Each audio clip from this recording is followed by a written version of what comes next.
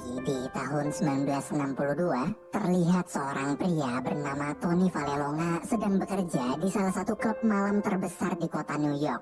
Tony ini bekerja sebagai seorang pelayan sekaligus petugas keamanan. Saat berjaga, Tony melihat ketua gangster terkenal di kota New York masuk dan menitipkan topi kesayangannya di penitipan barang karena syarat untuk masuk ke dalam klub tersebut tak boleh memakai topi. Saking sayangnya sama tuh topi, dia bahkan sampai mengancam akan membakar klub ini jika topinya sampai hilang. Dari kejauhan, Tony yang mendengar ancaman itu pun dapat ide jahat. Ketika si ketua gangster ingin pulang dan meminta topinya lagi, dia marah waktu penjaga barang bilang kalau topinya telah hilang. Sambil emosi, ketua gangster kembali mengancam membakar klub tersebut bila sampai besok pihak klub masih juga belum menemukan topinya. Mendengar ancaman barusan, pemilik klub pun terpaksa menutup klubnya sementara waktu hingga masalah ini selesai. Saat tahu tempat kerjanya tutup akibat ulahnya, Tony merasa bersalah. Ia lalu pergi menemui si ketua gangster di suatu bar untuk mengembalikan topinya sambil bercerita kalau dia merebut topi itu dari seorang pencuri, namun sayang si pencuri berhasil lolos. Tony kemudian meminta agar ketua gangster mau memaafkan pemilik klub tempatnya bekerja. Ketua gangster yang mengira Tony adalah seorang pahlawan, sebagai ucapan terima kasih, dia pun memberi Tony uang. Paginya Tony pulang ke rumah, ganti baju dan tidur. Di sana dia tinggal bersama sang istri yang bernama Dolores serta kedua anaknya. Sore hari saat bangun, Tony melihat Dolores membuatkan minum untuk dua tukang pipa kulit hitam yang sedang memperbaiki keran air di rumahnya. Setelah dua tukang kulit hitam tersebut pergi, Tony langsung membuang gelas bekas mereka karena jijik. Pada tahun 1962 itu, rasisme di Amerika masih sangat parah. Belum ada undang-undang tentang kesetaraan manusia dan orang-orang kulit putih masih menganggap orang kulit hitam derajatnya lebih rendah dari mereka. Termasuk Tony. Dia juga merasa tak sudi jika harus minum di gelas bekas orang kulit hitam. Kini klub tempat Tony bekerja masih tutup gara-gara sang pemilik trauma dengan ancaman ketua gangster kemarin. Tony pun resmi menganggur. Siang itu Tony dapat telepon dari kenalannya. Di telepon dia ditawari pekerjaan untuk menjadi supir pribadi seorang pianis terkenal bernama Don Shirley atau biasa dipanggil Doc. Mendengar tawaran tersebut, Tony tertarik lalu meminta alamat rumah Doc. Keesokan harinya, Tony datang ke rumah Doc. Ketika mereka bertemu, Tony terlihat bingung. Ternyata Doc adalah orang kulit hitam. Selain berkulit hitam, gaya berpakaiannya juga aneh. Bahkan sikapnya pun aneh. Doc di situ memakai baju kuning cerah dengan kalung emas, kemudian duduk di singgasana seperti Raja Sunda Empire. Doc memberitahu bahwa dia berencana melakukan tur keliling Amerika selama 8 minggu. Karena itulah dia butuh supir sekaligus orang yang bisa mengurus jadwal perjalanannya, yang bisa mencuci serta menyetrika baju-bajunya juga dengan bayaran $100 per minggu. Namun Tony menolak. Ia tak sudi bila harus menjadi pelayan orang kulit hitam. Prinsip Tony sangatlah kuat. Dia adalah orang yang memegang teguh prinsipnya apapun yang terjadi. Tapi waktu Doc naikin bayarannya jadi $125 per minggu, Tony langsung setuju. Hari tur pun tiba. Pihak manajemen Doc lalu memberikan kunci mobil pada Tony. Mereka juga memberikan sebuah buku. Buku berjudul Green Book. Buku tersebut berisi rute jalan, rekomendasi restoran, serta daftar penginapan yang memperbolehkan orang kulit hitam masuk. Dan tugas Tony sebagai supir dimulai. Sepanjang perjalanan, Tony kesal karena Doc selalu melarang-larangnya. Mulai dari dilarang makan sambil menyetir, dilarang merokok, hingga dilarang bicara. Dari awal, Tony sudah tak menyukai orang kulit hitam. Sekarang rasa bencinya jadi bertambah berkali-kali lipat lebih besar gara-gara Doc. Malam hari, mereka tiba di kota Pittsburgh, Pennsylvania, untuk tur pertama mereka. Doc bersama dua rekan pengiring musiknya lalu tampil di hadapan para orang kulit putih. Please welcome the Don Shirley.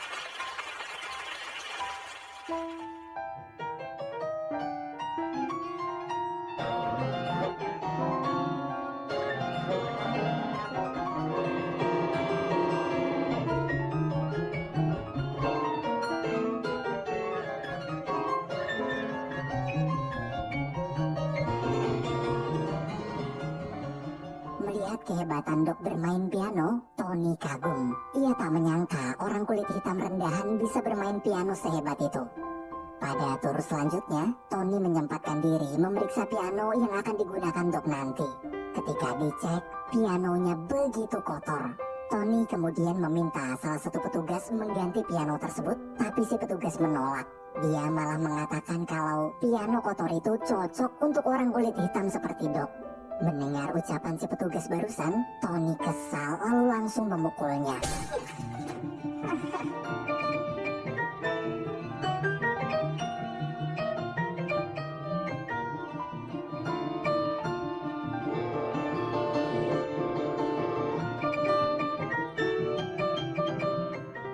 Selesai pertunjukan, mereka berdua pergi ke kota selanjutnya. Seperti biasa, Tony kagum menyaksikan permainan piano Doc. Di tengah kekagumannya, Tony mulai berpikir, kenapa Doc mau tampil menghibur orang-orang kulit putih padahal mereka selalu merendahkannya. Esok hari di tur berikutnya, Doc disambut baik oleh para pengunjung kulit putih berbeda dari tur-tur sebelumnya. Setelah membawakan satu lagu, Doc meminta istirahat. Waktu ingin ke kamar mandi, panitia melarangnya memakai toilet itu dan menyuruh Doc menggunakan toilet khusus orang kulit hitam. Doc merasa terhina. Ia lalu mengajak Tony pulang sebentar ke penginapan hanya untuk buang air kecil. Saat kembali ke acara, Tony bingung kenapa Doc masih bisa tersenyum menyapa para orang kulit putih tanpa terlihat sakit hati. Salah satu pengiring musik kemudian memberitahu bahwa ini bukan pertama kalinya Doc direndahkan. Doc sudah terbiasa, bahkan bisa dibilang sudah terlatih menahan hinaan. Dia juga meminta Tony bersiap-siap karena kedepannya pasti akan ada perlakuan rasis yang lebih parah dari ini. Keesokan harinya, Tony menyempatkan diri menulis surat untuk sang istri. Ketika Doc membacanya, dia mengatakan kalau tulisan Tony jelek. Doc lalu membantu menulis ulang dengan kata-kata yang dia rangkai seromantis mungkin. Dari momen itulah mereka berdua mulai akrab. Saat surat Tony sampai, Dolores pun tersentuh membacanya. Esok hari, Tony bersama Doc sampai di salah satu hotel kota Memphis. Waktu mau masuk ke dalam, Tony kebetulan bertemu dua temannya. Melihat Tony bekerja untuk orang kulit hitam, kedua temannya bingung. Mereka mengira Tony sedang kekurangan uang. Salah satu temannya lalu menawarkan Tony pekerjaan, namun dengan sopan, Tony menolak tawaran tersebut. Malam hari, Tony dapat telepon dari temannya tadi. Di telepon itu, Tony diajak ketemuan di bar. Pas keluar kamar, ternyata Doc juga ada di luar. Karena mengira Tony berencana menerima pekerjaan dari temannya tadi, Doc pun menaikkan gaji Tony 2 kali lipat asalkan Tony tetap menjadi asistennya. Tony kemudian mencoba menenangkan Doc.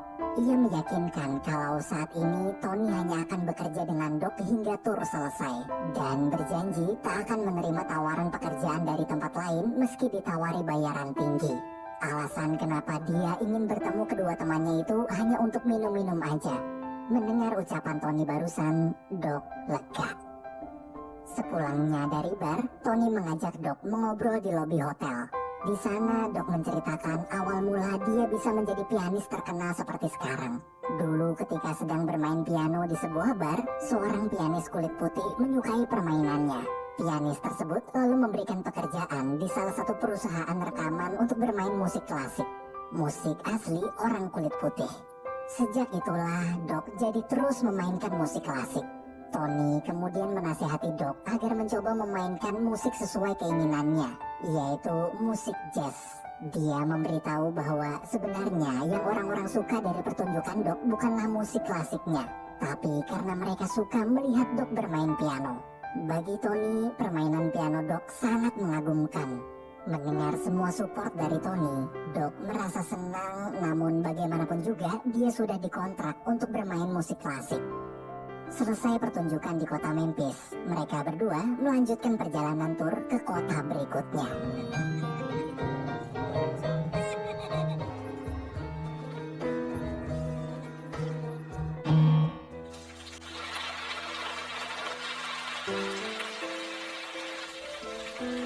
Di tengah perjalanan, mobil Tony diberhentikan dua orang polisi. Salah satu polisi lalu menyuruh Tony keluar, kemudian terus menginterogasinya. Mereka menganggap Doc sebagai buronan gara-gara dia berkulit hitam dan mengira Tony adalah kaki tangannya. Tony pun marah, dia langsung nonjok tuh polisi. Mereka berdua ditangkap. Dalam kantor polisi, Doc berusaha bertanya kenapa dia juga ikut di penjara padahal dia nggak salah apa-apa. Sayangnya tak ada satupun polisi yang mau menjawab pertanyaan Doc. Dengan kesal, Doc mengancam akan menuntut pihak kepolisian jika dia tak diizinkan menelpon pengacaranya. Mendengar ancaman tersebut, para polisi akhirnya mengizinkan Doc menelpon. Tak lama kemudian, terlihat kepala polisi sedang menjawab telepon dari seseorang sambil ketakutan. Ia terus meminta maaf dan berjanji segera membebaskan Doc.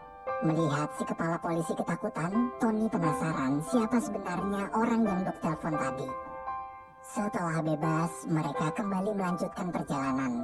Di situ barulah Doc bercerita kalau akibat ulah Tony, dia sampai harus minta bantuan pada adik Presiden Amerika Serikat yang sekarang menjabat sebagai Dewan Kejaksaan Agung, hanya untuk membebaskan mereka berdua dari penjara. Mendengar cerita barusan, bukannya minta maaf, Tony malah ketawa. Awalnya semua terdengar seperti obrolan biasanya. Hingga saat Tony berkata bahwa Doc adalah seorang sultan bergelimangan harta, tinggal di rumah mewah, serta memiliki hidup sempurna, seketika Doc marah lalu turun dari mobil. Tony yang bingung kemudian bergegas mengejarnya. Dengan emosi, Doc mengatakan kalau Tony tak tahu apa-apa soal kehidupannya. Meski tinggal di rumah mewah, namun selama ini dia sendirian. Doc dipenjara oleh orang-orang kulit putih yang telah membayarnya untuk menghibur mereka. Mereka memang menghormati Doc di atas panggung, tapi waktu konser berakhir, semua orang kulit putih kembali memperlakukan Doc sama seperti mereka menghina para orang berkulit hitam lain. Doc kesepian. Tak ada satupun orang kulit putih yang mau menjadi sahabatnya, bahkan orang kulit hitam juga menjauhi dia karena menganggap sifat Doc mirip dengan orang kulit putih. Dari dulu Doc selalu sendirian, tanpa teman, tanpa keluarga, tanpa saudara. Mendengar curahan hati sang pianis itu, Tony hanya bisa terdiam. Selama ini dia iri kenapa orang kulit hitam rendahan seperti Doc bisa punya banyak uang, padahal kerjanya cuma main piano aja. Sementara Tony harus bekerja keras banting tulang demi menghidupi keluarganya. Dari cerita Doc barusan, Tony sadar setinggi apapun jabatan atau sebanyak apapun harta yang orang kulit hitam miliki, hidup mereka tetap jauh lebih berat dibandingkan Tony. Setelah puas meluapkan isi hatinya, Doc kembali ke mobil. Mereka berdua kemudian melanjutkan perjalanan. Esok hari, sampailah mereka di tujuan akhir tur, yaitu restoran elit di kota Birmingham. Di sana lagi-lagi Doc dapat perlakuan rasis. Manajer restoran memberikannya ruang tunggu di dalam gudang dekat dapur, sedangkan kedua pengiring musik Doc justru disediakan ruang tunggu pribadi mewah. Melihat perlakuan itu, Tony cuma bisa istighfar. Di dalam restoran, saat Tony sedang makan malam, dua pengiring musik Doc datang duduk bersama Tony. Salah satu pengiring musik itu lalu bercerita bahwa sebenarnya tanpa perlu mengadakan tur keliling Amerika ini, Doc sudah memiliki banyak uang. Alasan kenapa dia membuat tur ini adalah untuk membuka hati seluruh masyarakat kalau orang kulit hitam berhak diakui dan diperlakukan setara. Tak lama kemudian, Doc menyusul masuk ke dalam restoran. Waktu mau bergabung bersama mereka, dia diusir keluar. Si pelayan menjelaskan di sini orang kulit hitam tak boleh masuk. Tony lalu mencoba bernegosiasi pada manajer restoran untuk memperbolehkan Doc makan di dalam malam ini aja. Tapi si manajer tetap tak mengizinkan. Sebagai permintaan maaf, manajer akan menyiapkan sebuah meja di taman belakang agar Doc bisa makan di sana. Doc pun menolak sambil mengancam akan membatalkan konsernya di restoran tersebut jika dia tak diizinkan makan di dalam bersama orang kulit putih lain. Mendengar ancaman Doc barusan, si manajer kemudian mengajak Tony bicara empat mata. Dia berusaha menyogok Tony agar mau membujuk Doc makan di luar. Baginya, mengizinkan satu orang kulit hitam makan di dalam restoran sama aja seperti mengizinkan monyet makan pisang di atas piring emas. Ketika Tony mau nonjok tuh bocah, Doc datang lalu menyuruhnya berhenti. Doc berkata kali ini dia akan menuruti saran Tony. Bila Tony ingin melihatnya tampil, maka Dok bersedia makan di luar. Namun jika Tony tak mau, maka Dok akan membatalkan konser tur terakhirnya ini. Mendengar itu, Tony begitu sedih. Ia akhirnya sadar sesulit apa kehidupan yang selama ini Dok jalani. Setelah mempertimbangkan semuanya, Tony memutuskan untuk pergi dari sana dan membatalkan konser tur terakhir mereka. Saat pulang, Dok mengajak Tony makan di sebuah bar khusus orang kulit hitam. Selesai makan, seorang pelayan bertanya kenapa mereka berdua memakai jas padahal cuma mau makan di bar aja. Tony di situ menjelaskan kalau Dok adalah seorang pianis terkenal. Harusnya sekarang dia tampil di restoran mewah, tapi dia lebih memilih makan di bar ini karena makanan di sana tak enak. Mendengar bar kecilnya dipuji, sang pelayan merasa tersanjung. Ia kemudian meminta Dok bermain piano dan menghibur seluruh pengunjung sebagai bayaran makanannya.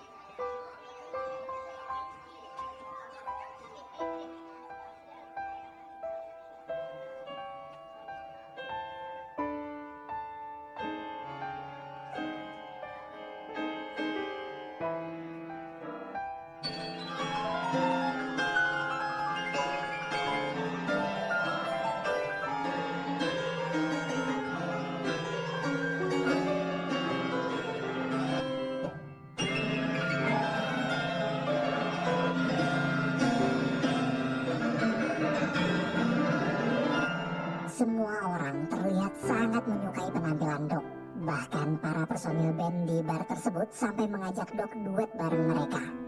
Dan untuk pertama kali dalam seumur hidupnya, Dok merasakan bagaimana rasanya bersenang-senang tanpa harus berpura-pura tersenyum. Selesai bersenang-senang, Dok dan Tony pun pulang. Di malam Natal ini, banyak sekali hal baik yang mengubah cara pandang mereka berdua tentang arti kehidupan. Di tengah jalan, terjadilah badai salju. Ketika Tony ingin mencari penginapan terdekat, Dok menolak. Ia mengatakan bahwa Tony harus sampai di rumah malam ini juga untuk merayakan Natal bersama keluarganya. Dok kemudian menyetir menggantikan Tony. Setelah menempuh perjalanan panjang, mereka berdua akhirnya sampai di depan rumah Tony. Tony pun mengajak Dok masuk ke dalam menemui keluarganya.